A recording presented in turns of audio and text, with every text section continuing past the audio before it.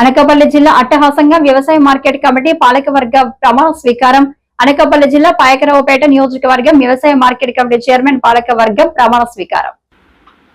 ముఖ్య అతిథిగా పాల్గొన్న రాష్ట్ర హోంశాఖ మంత్రి వంగలపూడి అనిత జ్యోతి ప్రజ్వలనతో కార్యక్రమానికి శ్రీకారం చుట్టిన హోంమంత్రి అనిత, మార్కెట్ కమిటీ చైర్మన్గా దేవర సత్యనారాయణ, వైస్ చైర్మన్గా కంకిపాటి వెంకటేశ్వరరావు మరియు 13 మంది డైరెక్టర్లచే ప్రమాణం చేయించిన హోంశాఖ మంత్రి అనిత.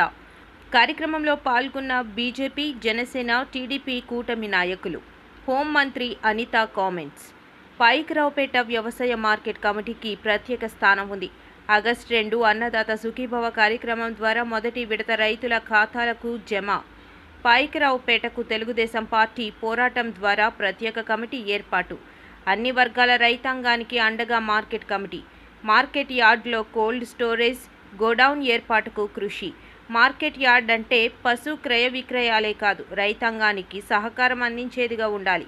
పార్టీ కోసం పనిచేసిన వారికి ఎప్పుడూ గుర్తింపు ఉంటుంది.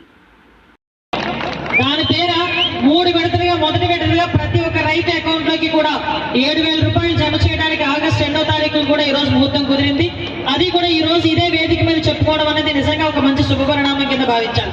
ఈ రోజు రైతులు ఎంతో కష్టపడతారు. రైతులకి కంపల్సరీగా మనం సపోర్టివ్ గా ఉండాలి అని ఒక మార్కెట్ యార్డులు ప్రవేశపెట్టి మార్కెట్ యార్డుల ద్వారా వాళ్ళని ఇంకొంచెం ప్రోత్సహించాలని మనం చూస్తూ ఉంటే లాస్ట్ 5 సంవత్సరాలు మీకు తెలుసు, కనీసం మార్కెట్ యార్డ్ ఎక్కడుందో కూడా ఎవరికి తెలియదు. మార్కెట్ యార్డ్లు ఏ పనులు చేస్తారో కూడా ఎవరికి తెలియదు. నేను ఎమ్మెల్యేగా ఉండేటప్పుడు రంగనాయకులు ప్రెసిడెంట్, తర్వాత మా వైస్ చైర్మన్ గా మా మహేష్ రెడ్డి గారు ఉండేవారు. అప్పుడు నేను పోరాటం చేసి మీ మార్కెట్ యార్డ్ మీదే, మా మార్కెట్ యార్డ్ మాదే అని చెప్పి ఆ రోజు పోరాటం చేసి పాయకరావుపేట నియోజకవర్గానికి సెపరేట్ గా మార్కెట్ యార్డ్ తీసుకొచ్చామంటే ఆ రోజు తెలుగుదేశం పార్టీ హయాంలోనే ఈ మార్కెట్ యార్డ్ నియోజకవర్గానికి సెపరేట్ గా తీసుకొచ్చుకోవడం జరిగింది.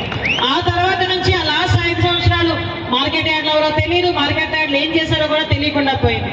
ఈ రోజు నేను లోపలికి రాగానే చూసా, నిజంగా మంచి ప్రాపర్టీ 4 ఎకరాల 80 సెంట్లు దగ్గర ఈ మార్కెట్ యార్డ్ అంతా కలిపి. ఇప్పుడే మీరు చూసిన వెంటనే అనుకున్నా దీన్ని ఎట్టి పరిస్థితుల్లోనే డెవలప్ చేయాలి. ఎందుకంటే సుమారుగా ఇకున్న రైతాంగం మనకి వరి పంట ఎక్కువగా ఉంటుంది, పల్సెస్ ఎక్కువగా పండిస్తారు, ఒక పక్క తమలపాకులు రైతులు ఉన్నారు, ఒక పక్క నుంచి కూరగాయలు పండించే దొంగద ఆ ఏరియా అంతా చూస్తే కూరగాయలు ఎక్కువగా పండించే ప్రాంతం ఉంది. మనకి మామిడి, జీడి మామిడి కూడా చాలా ఎక్కువగా పండించే ప్రాంతాలు ఉన్నాయి. కొబ్బరి ఇవన్నీ కూడా చాలా ఎక్కువగా పండించే ప్రాంతాలు ఉన్నాయి.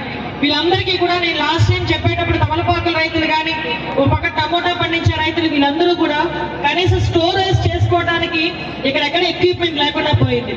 అంటే కనీసం ఇక్కడ వాళ్ళు పండించిన పంట